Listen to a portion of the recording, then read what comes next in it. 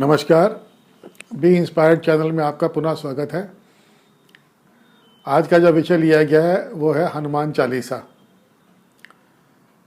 हनुमान चालीसा के बारे में बहुत कुछ लिखा गया है, पढ़ा गया है, पर मैं उससे कुछ डिफरेंट बोलने वाला हूँ कि जब मैं मुंबई में था तो मैं देखता था कि लोकल ट्रेन में लोग एक छोटी सी किताब पढ़ा करते थे। मुझे बड़ी उत्सुकता होती थी इसमें क्या पढ़ते हैं, और बहुत सारे लोग पढ़ते थे। एक से मैंने पूछा कि ये आप क्या पढ़ते हैं, तो उसने बताया कि हनुमान चालीसा पढ़ते हैं। फिर मैंने औरों से पूछा, सबने बताया हनुमान चालीसा पढ़ते हैं। अब हुआ ये कि फिर मैंने एक दो लोगों से जब फेमिलियरिटी हो गई तो उनको मैंने पूछा कि आप ये जो भाषा है ये आप समझते हैं, इसमें क्या, इसका क्या मतलब है, इसका क्या तात्पर्य है, ऐसा इसमें क्या कहा गया है। उन्होंने बताया कि नहीं, हम ये भाषा हिंदी भी नहीं है और मराठी भी नहीं है, और ये भाषा जो है डिफरेंट है, तो हमें तो समझ में नहीं आती, क्योंकि ये भाषा अवधी है इसलिए उनको समझ में आती नहीं, पर वो पढ़ते ज़रूर हैं वो। और ये पीढ़ी दर पीढ़ी चला आ रहा है। उनको जब पूछा गया कि आप ऐसा क्यों करते हैं, क्योंकि हमारी मदर पढ़ती थी, उनका जवाब मिला हमारे फादर पढ़ते थे, और ये पीढ़ी दर पीढ़ी चला आ रहा है। और ये एक ऐसी प्रैक्टिस है जो हमारे घर में भी थी। हमारी मदर दिन में 2 बार हनुमान चालीसा पढ़ती थी, सुबह की आरती के टाइम में, शाम की पूजा के टाइम में। और हमारी मदर ज़ोर से पढ़ती थी इसलिए हमें वो याद हो गया।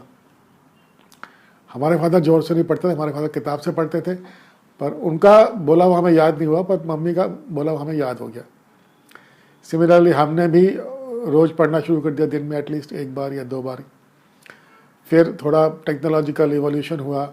हनुमान चालीसा जो है अगर आपको याद नहीं है तो भी आप मोबाइल पे लगा सकते हैं। यूट्यूब में उसके बहुत सारे वर्जन मिलते हैं, बहुत सारे गायकों ने गाया हुआ है। सबसे अच्छा जो हमें लगता है वो हरिओम शरण का लगता है। ऐसे हनुमान चालीसा पॉपुलर होता गया। फिर थोड़ी और खोजबीन हुई तो हमारे फादर ने क्या हमें बताया कि जब भी कभी जर्नी पे जाओ तो जैसे आप बस में बैठो, ट्रेन में बैठो या कार में बैठो, 1 बार हनुमान चालीसा पढ़ लो। तो हम जब भी कार में बैठते थे हमारे फादर हनुमान चालीसा लगवाते थे। उन दिनों कार में रेडियो तो नहीं था, पुरानी कार में ना उसमें कैसेट प्लेयर था, तो हमारे फादर खुद ही, हम सब लोग खुद ही गाया करते थे, क्योंकि हमें तो याद हो गया था। तो इस तरह से हनुमान चालीसा के बारे में ये चलता रहा। एक बार मेरी 5 साल की डॉटर ने अपने ग्रैंडफादर से पूछ लिया कि बाबा जी हम क्यों पढ़ते हैं ये, तो उसका क्या जवाब मिला उनको, हम जा रहे रास्ते में हनुमान जी की प्रोटेक्शन हमारे साथ चलेगी। ऐसा क्लेवर जवाब दिया हमारे फादर ने हमारी डॉटर को कि वो भी पढ़ना शुरू हो गई, वो भी हनुमान चालीसा पढ़ती थी, उसको भी याद हो गया। ऐसे करके ये चलता रहा। अब हम देखते हैं कि हनुमान चालीसा के बारे में एक फिल्म में एक डायलॉग आया था कि हीरो हीरोइन बगल में बैठे हुए हैं और ये बताया गया आपस में दूसरे को जानते नहीं हैं, पर जब एयरक्राफ्ट में टर्बुलेंस शुरू होती है तो वो हीरोइन जो है हनुमान चालीसा पढ़ना शुरू कर देती है। हीरो भी पढ़ना शुरू कर देता है, पर हीरो गलत पढ़ता है। जब हीरोइन पूरा कर लेती है तो उसको बोलती है कि आप या तो ठीक से पढ़िए या मत पढ़िए, आपका गलत पढ़ना हमारी जान ले सकता है। सो यू जस्ट इमेजिन कि कितना प्रोटेक्शन लोग इसमें समझते हैं हनुमान चालीसा के बारे में। हमें क्या बताया गया था कि जो बच्चा सोते सोते डर जाता है, हड़बड़ा के उठता है, उसको एक बार हनुमान चालीसा करवा देना चाहिए सोने से पहले, अगर वो करने लायक है। अगर नहीं करने लायक है तो उसको पढ़ के सुनाना चाहिए, इससे उसको रात का डर नहीं लगेगा। मतलब ये कि हनुमान जी की प्रोटेक्शन जो है आपके पास हमेशा रहेगी। तो ये इस तरह से चलता रहा, पर इसका जो पॉलिटिकल ओवरटोन है ये अब आना शुरू हुआ।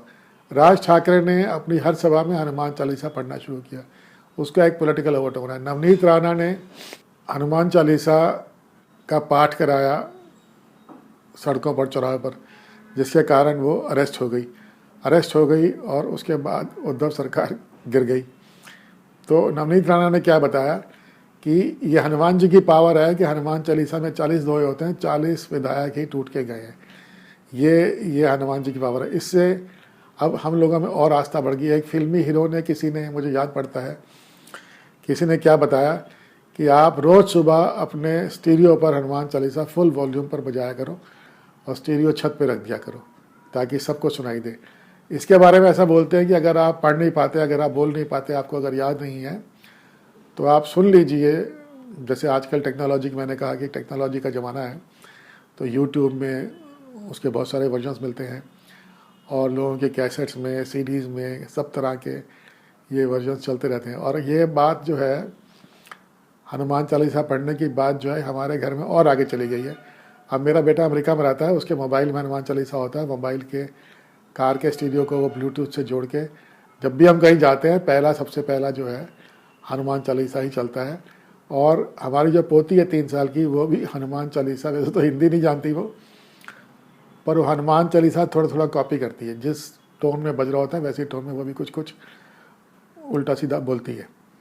सो ये हनुमान चालीसा की पावर है। और हनुमान जी का जो करेक्टर इसमें डिफाइन किया गया है, वो क्योंकि भाषा डिफरेंट है इसलिए हमें इतनी अच्छी तरह समझ में नहीं आता, पर जहाँ तक मुझे ये समझ में आया कि हनुमान जी जो हैं वो dedication for duty, sincerity to भगवान राम और ब्रेवरी, ये 3 चीज़ों के लिए के प्रतीक हैं। उनको जो भगवान राम ने बोल दिया वो उन्होंने करके दिखाया। और उनकी सिंसियरिटी के बारे में जब किसी ने क्वेश्चन किया तो कहते हैं कि छाती चीर के उन्होंने दिखा दिया कि मेरे दिल में भगवान राम बसते हैं। और जहाँ जहाँ पर ये रामायण के एपिसोड्स के अवशेष मिलते हैं वहाँ वहाँ पर हनुमान जी को बहुत माना जाता है। श्रीलंका में एक बहुत खूबसूरत मंदिर है हनुमान जी का, जिसमें हम गए थे, वहाँ बहुत सुंदर मूर्ति बनी हुई है। और दिल्ली में एक जगह पर मेट्रो के रूट पर कहीं पर एक हनुमान जी की बहुत बड़ी विशाल मूर्ति बनाई गई है। और भी कई जगह पर हनुमान जी की मूर्तियाँ बनाई गई हैं, बहुत सुंदर, बहुत विशाल मूर्तियाँ बनाई गई हैं। पर दिल्ली का तो मुझे याद है क्योंकि वो मेट्रो के रूट पे आती है, शायद झंडे वाला स्टेशन के आसपास कहीं आती है वो। तो वो ये हम लोगों की आस्था का प्रतीक है कि हनुमान जी की मूर्ति हर जगह, हनुमान जी का हर जगह मिलती है। तो हमें इनसे क्या इंस्पिरेशन लेनी है?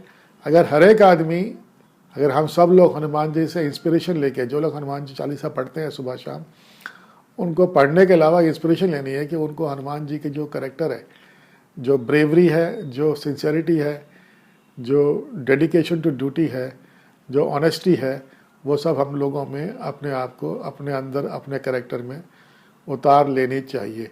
बस क्योंकि मुझे ज़्यादा इस बारे में लिटरल नॉलेज नहीं है, इसलिए मैं उन सब्जेक्ट्स पे नहीं जाऊंगा।